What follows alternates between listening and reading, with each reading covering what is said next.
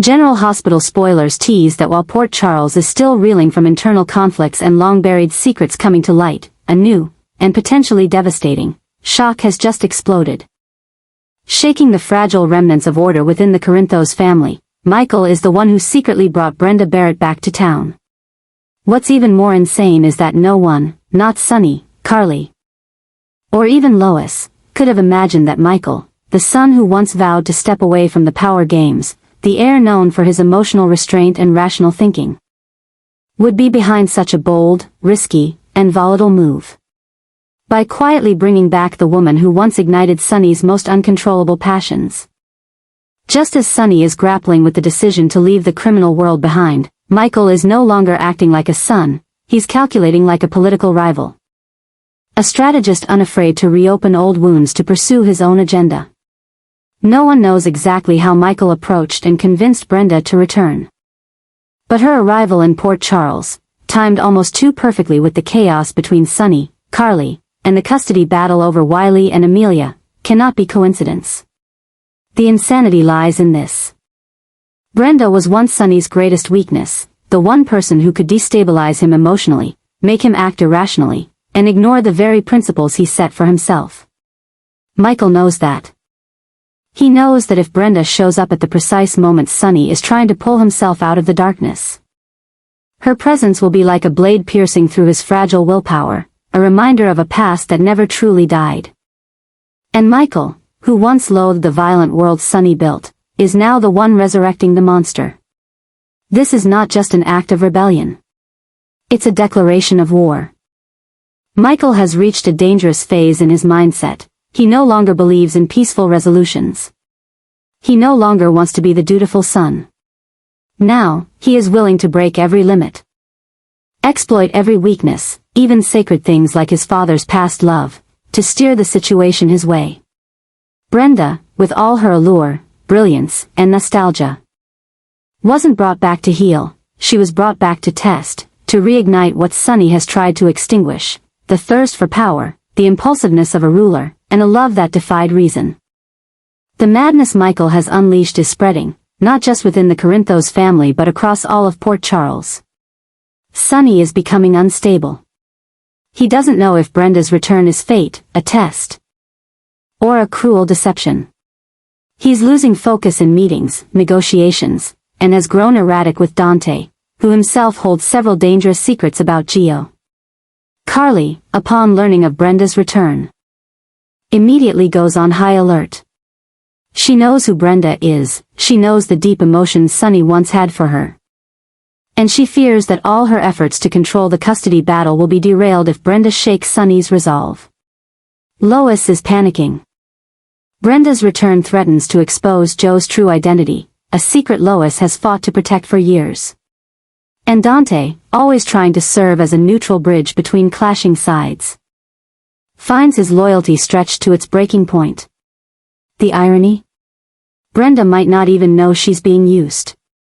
For her, coming back may feel like a personal rebirth, a chance to start over. To find peace after years away. But to Michael, she's his trump card, the perfectly placed piece meant to maximize disruption. And from the moment Brenda walks into the nurse's ball, the moment her eyes lock with Sonny's in a single breathless second, Port Charles knows a new chapter has begun. A chapter of fire, tension, and no room for peace.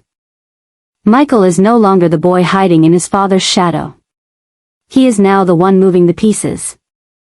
And this chaos he has triggered by bringing Brenda back may be the move that changes everything, either destroying or reshaping the Corinthos dynasty's power, loyalty, and very existence in a new era where the strongest isn't the one with the most weapons, but the one who plays the emotional game with the coldest precision.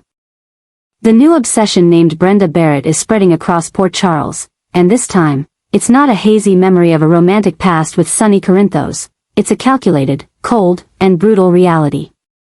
When Brenda reappeared, no one expected that behind her mesmerizing entrance was an entire insane scheme already in motion. Her return no longer bears the mark of a woman led by emotion, but of a strategist who knows every crack, every weakness in the Corinthos family, and above all, someone holding the key to completely rewriting the order everyone thought was untouchable.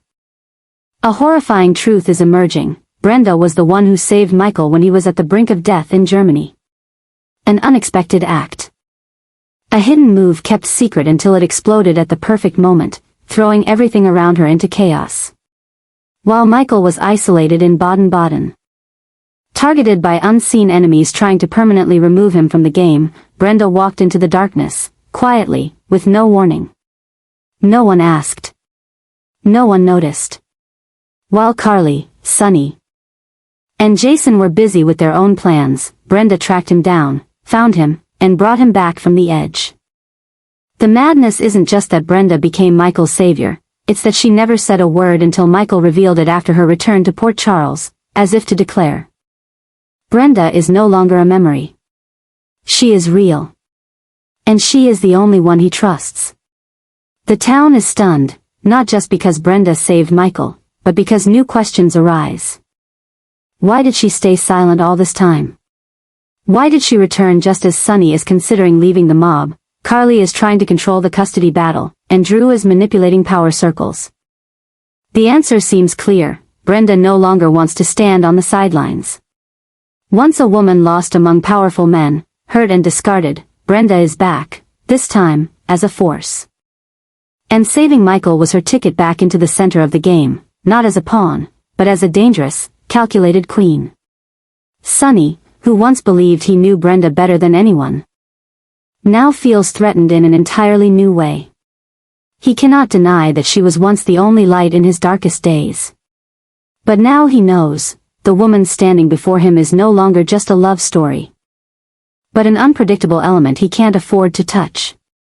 And what shakes Sonny most is that Michael, the son he once saw as his quiet, stable successor, has chosen Brenda's side. The feeling of betrayal, of being outmaneuvered, of being left behind in his own empire, leaves him unsteady in the very role he thought he had mastered, leader.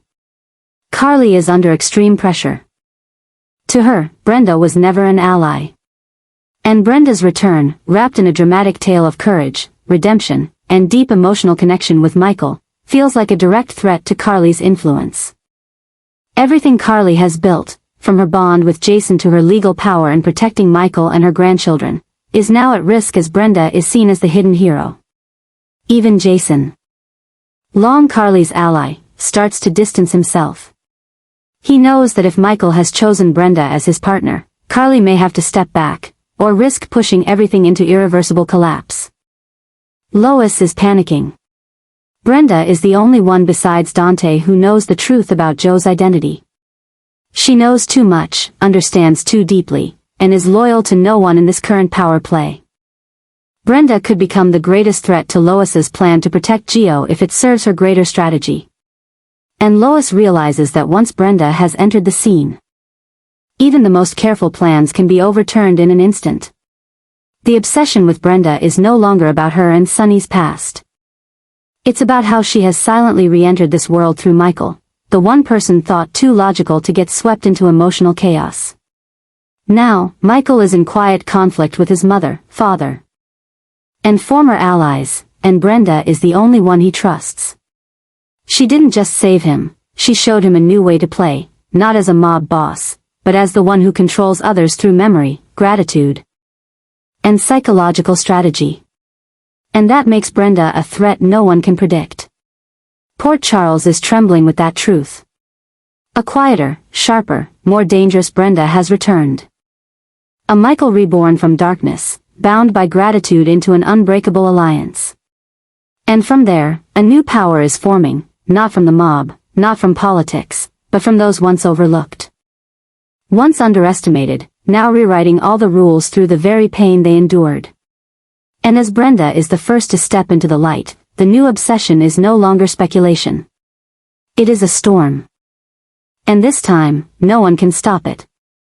Sonny is being swept into an unprecedented whirlwind of chaos, where every relationship he once built on trust, power, and sacrifice is beginning to fracture in ways no one could have foreseen.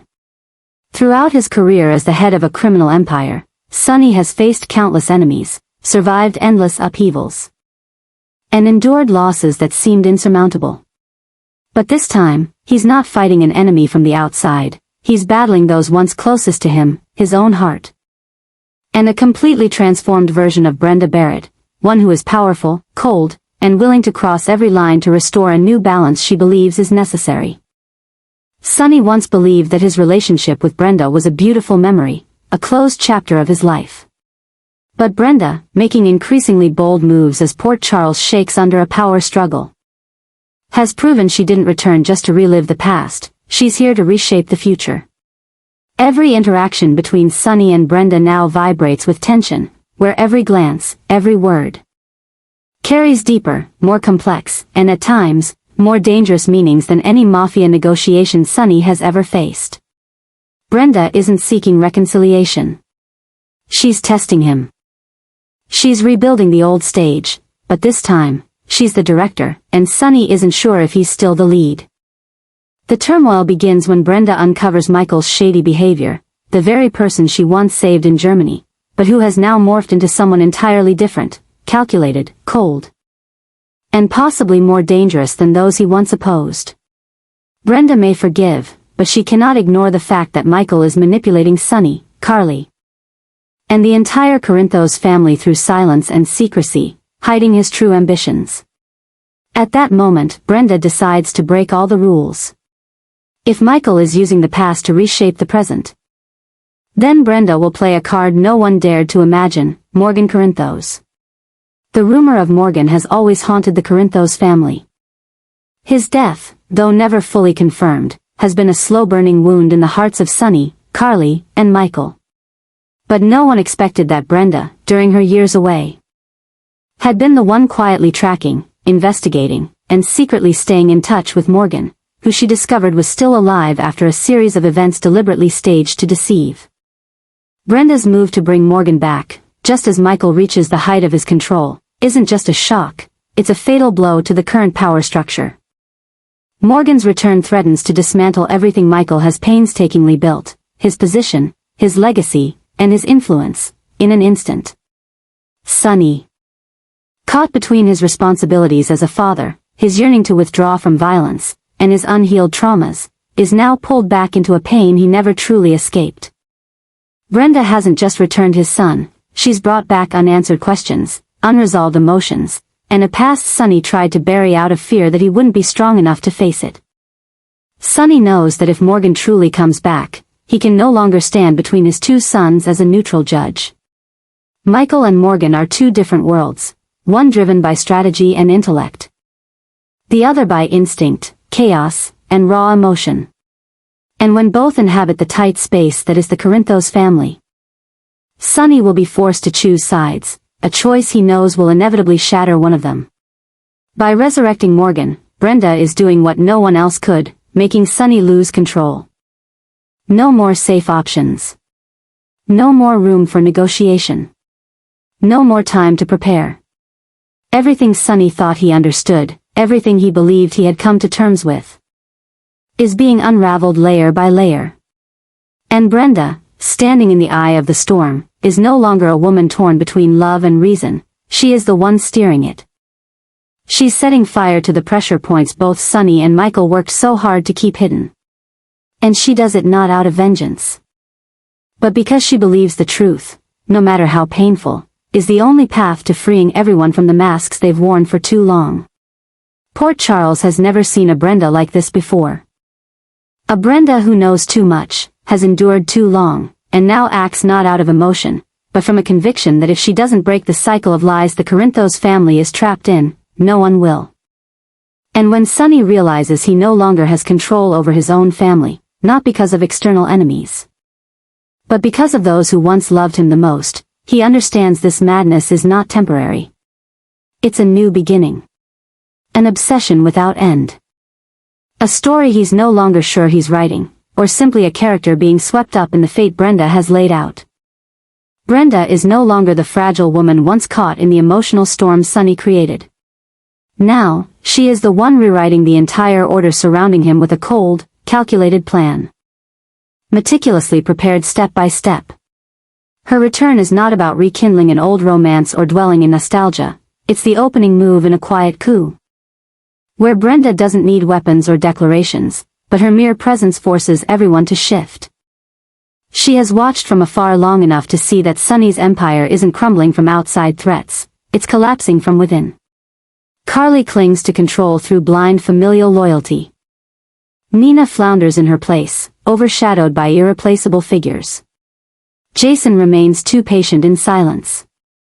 Dante is torn between loyalty and secrets involving Gio. And Michael becomes increasingly unpredictable. While they all fight to hold their positions, Brenda quietly chooses the most direct route. Pushing Sonny back to the exact place she knows he belongs, the crossroads of power, emotion, and doubt. She doesn't need to make grand gestures. Just walking into a room where Carly stands beside Sonny changes the atmosphere. One glance is enough to make Carly freeze, realizing that no matter how many years have passed, Brenda is still the feeling she can't control inside Sonny. For Nina, every time Brenda appears beside Sonny is another crack in her belief that she's his piece, his new chapter. But Brenda won't let that illusion last. Her very presence declares that no one can rewrite Sonny's life as long as she still holds the pen. Every interaction between Brenda and Sonny is a test. She doesn't have to say much. Just reminding him of what they once had, things no one else can recreate, is enough to make Sonny waver. And in that wavering, Sonny becomes more vulnerable than ever. Postponed meetings, disjointed conversations with Jason, and distracted talks with Dante are all signs that Brenda is throwing Sonny's entire system off balance. No one can pull Sonny out of himself the way Brenda can. She doesn't force, she doesn't command, but she makes him question everything, even what he once thought was certain. Carly senses every shift. She notices the change in Sonny's eyes when Brenda is mentioned, hears his voice slow when she walks into the room. Jealousy quickly transforms into control tactics, which only push Sonny further away. Nina retreats into silence, not out of lost love, but because she no longer has the confidence to fight for something so fragile in Brenda's shadow. Every word from Nina now feels insecure. Every move out of place amidst Sonny and Brenda's almost wordless understanding. But Brenda hasn't stopped. She's watching Michael. She's studying Dante. And quietly gathering intel on Gio, all pieces she knows will matter when the time comes. Brenda understands that to change Sonny, you don't have to persuade him. Just unseat those around him one by one, and he will gravitate toward her as a reflex. Sonny once found life in Brenda when his world collapsed. And now, she's recreating that collapse. As Carly and Nina lose their footing, Jason is stretched by Michael's secrets, and Dante struggles with protecting Lois. If Joe's truth emerges, Brenda will be the only one Sonny sees clearly. The obsession Brenda ignites is not a storm, it's a chilling wind that creeps through every crack in the walls Sonny and his loved ones thought were solid. She isn't just disrupting Sonny's love life, she's reshaping the emotional architecture of the entire Corinthos family. A single touch from her can make Michael question loyalty. One look can make Jason hesitate before disagreeing. And when Brenda begins talking to Morgan, bringing up those days in Germany and secrets Sonny never knew, the obsession is no longer latent. It's real. Present. And growing stronger every second. Poor Charles doesn't know what's coming next. Brenda doesn't need to declare war. She just has to stay, quiet, patient. Pressing the emotional buttons with surgical precision. And by the time everyone realizes Brenda is no longer just a ghost of the past, but the one holding the map to Sonny's future, it's already too late. A new obsession has begun. A new chapter is opening. And Brenda is the one writing every line, every twist, every downfall.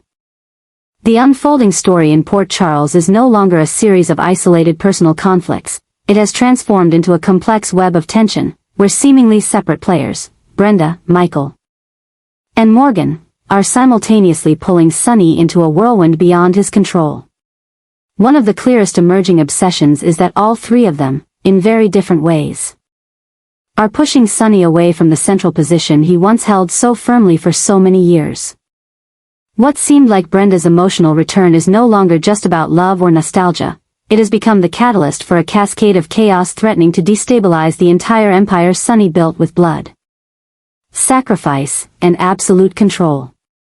Brenda has not returned as a fragile old flame but as a powerful figure, carrying with her the story of Michael, the one she saved, the one she's now protecting, and the one she's encouraging down a completely new path.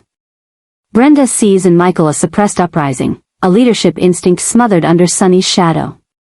And she knows that once that fire is lit, Michael will no longer follow in his father's footsteps, he'll dare to surpass him. That realization leaves Sonny increasingly lost in his own family. When Brenda talks to Michael, when they whisper about their time in Germany, when they share glances filled with silent understanding and alliance, Sonny slowly realizes a relationship is forming that he can't intrude upon, can't control, can't stop. But what truly terrifies Sonny is Morgan's return. The son he believed was dead.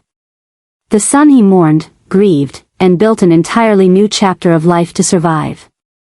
Now, Morgan has come back, no longer the impulsive young man he once was, but a man bearing scars, inner conflict, and haunting trauma. And once again, it is Brenda who has orchestrated that return. She hasn't brought Morgan back as a gesture of family healing, but as a strategic move, a calculated piece that, placed at the right moment, can flip the entire game. Morgan doesn't return to warm embraces. He comes back asking, why was I left behind? Why was the truth about my death buried? Why did everyone fight for Michael, but forget me? These questions don't need answers, each one is a blow to Sonny's pride and a trigger for his guilt. And when Morgan, Michael, and Brenda start sitting at the same table, sharing stories Sonny is no longer part of, everything he once believed in starts to crumble. Sonny no longer controls Michael, the son he once viewed as the ideal successor now acts like an independent leader, free from paternal oversight. He can't connect with Morgan, the son he once lost now carries a dangerous and unstable emotional world. And he absolutely cannot control Brenda, the one woman who can disarm, confuse, and disorient him with nothing more than a glance. Brenda isn't the ringleader of this rebellion, but she's the one who connected the pieces, who breathed life into the long-festering fractures in the Corinthos family, forcing them open into chasms that can no longer be ignored. Sonny feels like he's standing on a battlefield without knowing who the enemy is, where the front lines are, or what he's even fighting for anymore. The family he sacrificed everything to protect is fracturing from within, and the very people he loves most are the ones stripping away each layer of the power he once confidently held. The madness doesn't lie in any single act, but in the way everything Sonny tried to hold onto is slipping through his fingers, and he's powerless to stop it. Michael begins publicly distancing his philanthropic and business ventures from Sonny's influence. Morgan refuses to accept fatherly wisdom, demanding instead acknowledgement and answers. And Brenda, asking for nothing, manages to erode Sonny's strength not through direct confrontation, but through her silent presence, sharp, undeniable, and relentless. She doesn't clash with Sonny. She wears him down with quiet waves that never stop coming. All three, Brenda, Michael, and Morgan, represent pieces of Sonny's past, present, and future. But when all three exist in the same space, bound together by a thread Sonny no longer controls, he becomes the outsider in his own story. And that is one of the deepest shocks Sonny has ever faced, not betrayal, but being outpaced by those he once believed would always stand behind him. This madness doesn't stop at emotional wounds. It's the beginning of a chain reaction, where power, family, and loyalty no longer follow any of the old rules. And Sonny, no matter how strong he is forced to admit, this time, the obsession isn't coming from his enemies, it's coming from the very people he loves most. And that's why it's the most painful and profound blow of all.